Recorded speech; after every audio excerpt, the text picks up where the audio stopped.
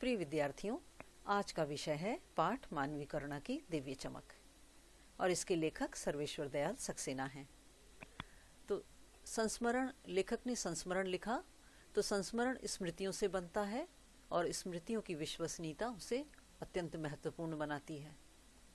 तो फादर कामिल बुल्के पर लेखक सर्वेश्वर दयाल सक्सेना द्वारा यह संस्मरण इस कसौटी पर बिल्कुल खरा उतरता है कि उन्होंने बीती हुई स्मृतियों को अच्छी तरह व्यक्त किया है।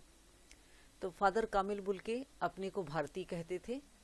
तो फादर कामिल बुल्के का जन्म तो बेल्जियम के रेम्स चैपल शहर में हुआ था और रेम्स चैपल शहर गिरजाघरों, पादरियों, धर्मगुरुओं और संतों की भूमि कही जाती है।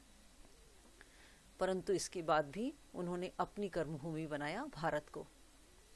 फादर बुल्के एक सन्यासी थे, परंतु पारंपरिक अर्थ में सन्यासी नहीं थे। वह कर्म से सन्यासी थे, संकल्प से सन्यासी थे।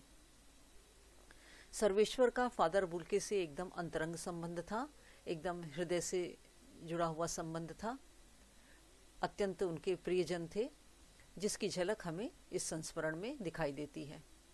लेखक का मानना है कि जब तक राम कथा है, इस विदेशी भारतीय साधु को याद किया जाएगा। तो जब तक राम कथा की बात होगी तो इस विदेशी भारतीय साधु फादर कामिल बुल्के को याद किया जाएगा तथा वह हिंदी भाषा और बोलियों से अगाध प्रेम करते थे। तो हिंदी भाषा और बोलियों के अगाध प्रेम का उन्हें उदाहरण माना जाएगा। तो यह था पाठ का संक्षिप्त परिचय।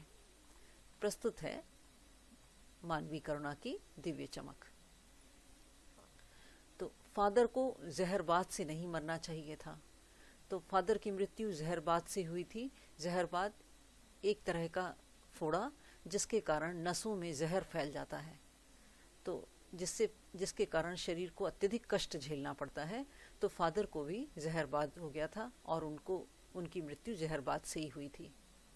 तो फादर को जहरबाद से नहीं मरना चाहिए था। अब लेखक को इस बात का बहुत दुख था कि ऐसे फादर जिसकी रगों में, जिनकी नसों में दूसरों के लिए मिठास भरे अमृत के अतिरिक्त और कुछ नहीं था।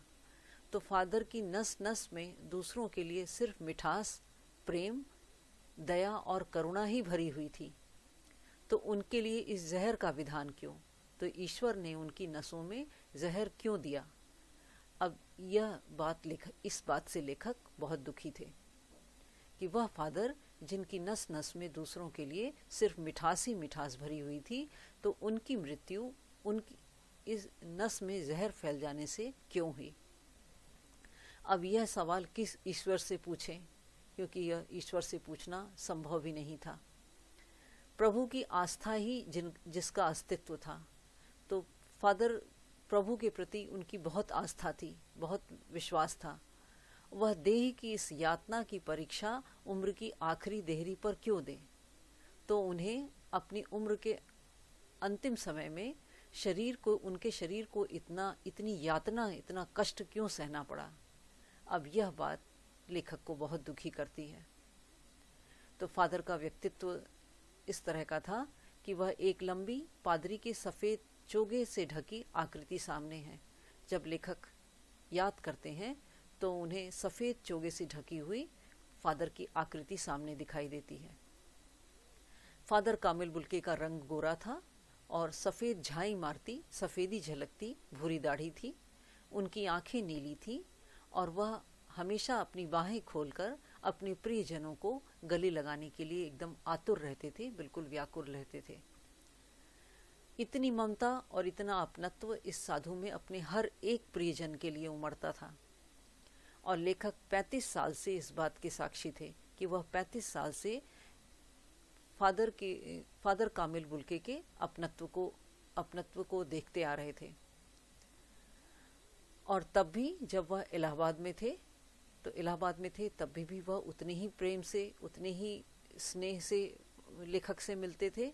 और तब भी जब वह दिल्ली आते थे, आज भी उन बाहों का दबाव लेखक अपनी छाती पर महसूस करते हैं। फादर को याद करना एक उदास शांत संगीत को सुनने जैसा है। तो जिस तरह से एक उदास शांत संगीत को सुनने से मन में दुख का भाव जगता है, तो फादर को भी याद करके लेखक का मन दुखी होता था कि उनकी मृत्यु इतनी कष्टप्रद जो हुई थी, इस बात से लेखक बहुत दुखी थे। फादर इतने प्रभावशाली व्यक्तित्व के थे कि उनको देखना करुणा के निर्मल जल में स्नान करने जैसा था, कि मानो देखने मात्र से करुणा के पवित्र जल में स्नान कर लिया हो। और उनकी बातें इतनी प्रभावशाली थी कि उनसे बात करना कर्म के संकल्प से भरना था, कि उनसे जो भी बात करता था वो अपने कर्म के प्रति एकदम दृढ़ संकल्प हो जाता था। मुझे परिमल के वे दिन याद आते हैं। अब परिमल एक साहित्यिक संस्था थी।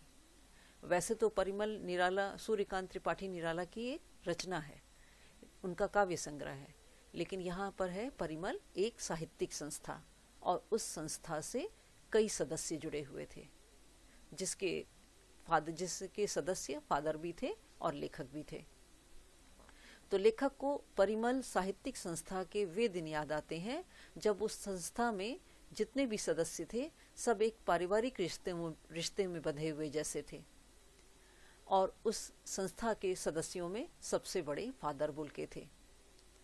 फादर हमारे हंसी मजाक में एकदम निर्लिप्त शामिल रहते, बिल्कुल खुल करके शामिल रहते थे। जो गोष्ठियाँ होती थी उसमें गंभीर बहस करते थे और हमारी रचनाओं पर, यानी सदस्यों की रचनाओं पर बेबाक राय देते, खुल करके राय देते थे और सुझाव देते थे। और घरों में होने वाले किसी भी उत्सव और संस्कार में वे शामिल होते थे और बड़े भाई और पुरोहित जैसे खड़े हो जाते थे और सबको आशीषों से भर देते थे, सबको आशीर्वाद देते थे। अब लेखक को वह समय याद आ रहा है जब उनके बच्चे का पहली बार मुख में अन्न डालने वाला संस्कार हो रहा था। तो उस समय फादर का उसके मुख में पहली बार अन्न डालना लेखक को याद आता है। और फादर की नीली आंखों में जो वात्सल्य झलक रहा था, बच्चे के प्रति जो स्नेह झलक रहा था, उसे देखकर ऐसा लग रहा था जैसे किसी ऊंचाई पर एकदम देवदार वृक्ष की छाया में खड़े हों। तो देवदार वह वृक्ष जो बहुत मजबूती से खड़ा रहता है, सबको छाया प्रदान करता है, सबको शरण प्रदान करता है। तो फादर भी जो है वो एकदम देवदार के वृक्ष की तरह से थे, सबके प्रति स्नेह और प्रेम से लबालब भरे हुए थे। अब लेखक फिर याद करते हैं और याद करते हुए कहते हैं कि अब कहाँ से स्मृति शुरू करें। तो उन्हें याद आता है कि इलाहाबाद की सड़कों पर फादर की साइकिल चलती दिख रही है और वह साइकिल हमारे पास आकर रुकती है। फादर उस साइकिल से मुस्कुराते हुए उतरते हैं और कहते हैं, देखिए देखिए, मैंने उसे पढ़ लिया और मैं कहना चाहता हूँ। तो लेखक को यह दृश्य याद आ रहा है। अब उनको कभी भी फादर कामिल बुल्के को कभी क्रोध करते हुए नहीं देखा, आवेश में देखा, यानी बातें करते करते वो अपने विषय पर चर्चा करते हुए जोश में जरूर आ जाते थे, लेकिन वो क्रोध कभी नहीं करते थे और सदैव ममता और प्यार से लबालब छलकता महसूस किया।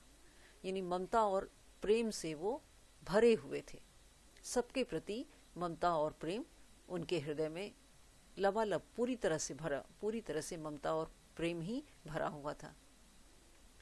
अक्सर उन्हें देखकर यह लगता कि बेल्जियम में इंजीनियरिंग के अंतिम वर्ष में पहुंचकर उनके मन में सन्यासी की बनने की इच्छा कैसे जाग गई।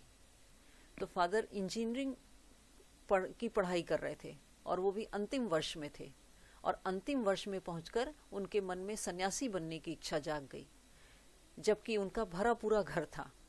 उनके 2 भाई थे, 1 बहन थी और माता पिता सभी थे, लेकिन इसके बाद भी उनके मन में सन्यासी बनने की इच्छा कैसे जाग गई, यह बात लेखक को हैरान करती है। तो लेखक ने उनसे पूछा कि आपको अपने देश की याद आती है? तब उन्होंने कहा कि मेरा देश तो अब भारत है। फिर लेखक ने उनसे जन्मभूमि के बारे में पूछा, तो उन्होंने कहा कि मुझे अपनी जन्मभूमि की याद आती है और मेरी जन्मभूमि रेम्स चैपल बहुत सुंदर है। फिर उनसे पूछा गया कि आपको घर में किसी की याद आती है? तब उन्होंने कहा कि मुझे अपनी माँ की बहुत याद आती है। और अक्सर वो अपनी माँ की स्मृति में डूब जाते थे, माँ को याद करते थे और माँ की चिट्ठियाँ अक्सर उनके पास आती थी। और उनके अभिन्न मित्र, घनिष्ठ मित्र, जिनका नाम डॉक्टर रघुवंश था, तो वो अपने घनिष्ठ मित्र डॉक्टर रघुवंश को अपनी माँ की चिट्ठियाँ दिखाते थे। पिता और भाइयों से उनका मन में लगाव बहुत कम था। उनके पिता व्यवसायी थे और एक भाई वहीं पर पादरी हो गया था, धर्मगुरु बन गया था, और एक भाई काम करता और उसका परिवार भी था। फादर कामिल बुल्के की बहन बहुत सख्त और जिद्दी स्वभाव की थी, स्वभाव से कठोर थी। बहुत देर में उसका विवाह हुआ और फादर को एक आध बार उसकी शादी की चिंता व्यक्त करते हुए उन दिनों लेखक ने देखा था। भारत में बस जाने के बाद 2 या 3 बार वो अपने परिवार से मिलने भारत से बेल्जियम गए थे। अब जब उनसे प्रश्न किया गया तो उन्होंने कहा कि मैं तो सन्यासी हूं। तो लेखक ने फिर उनसे पूछा कि आप सब छोड़कर क्यों चले आए? तो वह बालकों की सी सरलता से मुस्कुराते हुए कहे कि प्रभु की यह इच्छा थी कि मैं सब कुछ छोड़कर भारत आ जाऊं, तो प्रभु की इच्छा थी इसलिए मैं भारत आ गया। और बचपन में ही उनके जो हाव भाव थे तो उसे देखकर माँ ने बचपन में ही घोषित कर दिया था कि यह लड़का हाथ से गया, यानी अब इस लड़के पर मेरा वश नहीं रहा। और सचमुच में माँ के मन में जो शक था वह सत्य हुआ और इंजीनियरिंग के अंतिम वर्ष की पढ़ाई छोड़कर फादर बुल्के सन्यासी बनने के लिए धर्मगुरु के पास गए और वहां जाकर सन्यास लेने उन्होंने कहा कि मैं सन्यास लेना चाहता हूँ। साथ ही उन्होंने धर्मगुरु के सामने एक शर्त रखी, वह इसलिए क्योंकि सन्यास लेने वाला व्यक्ति सन्यास चाहने वाला व्यक्ति अपनी शर्त रख सकता है। तो फादर ने धर्मगुरु के सामने यह शर्त रखी कि मैं भारत जाऊंगा। और जब उनसे पूछा गया कि भारत जाने की बात आपके मन में क्यों उठी, तो बस उन्होंने यह कहा कि मैं यह बात नहीं जानता, बस मन में यह बात थी। तो उनकी शर्त मान ली गई और वह भारत आ गए। तो इस तरह फादर कामिल बुल्के अपनी जन्मभूमि रेम्स चैपल को त्याग कर भारत आ गए और भारत को ही उन्होंने अपनी कर्मभूमि बनाया। तो यह था पाठ का अंश। तो आशा है इस अंश आपको अच्छी तरह समझ में आ गया होगा। तो आज के लिए इतना ही। पाठ का आगे का भाग हम दूसरे भाग में पढ़ेंगे। आज के लिए इतना ही। धन्यवाद।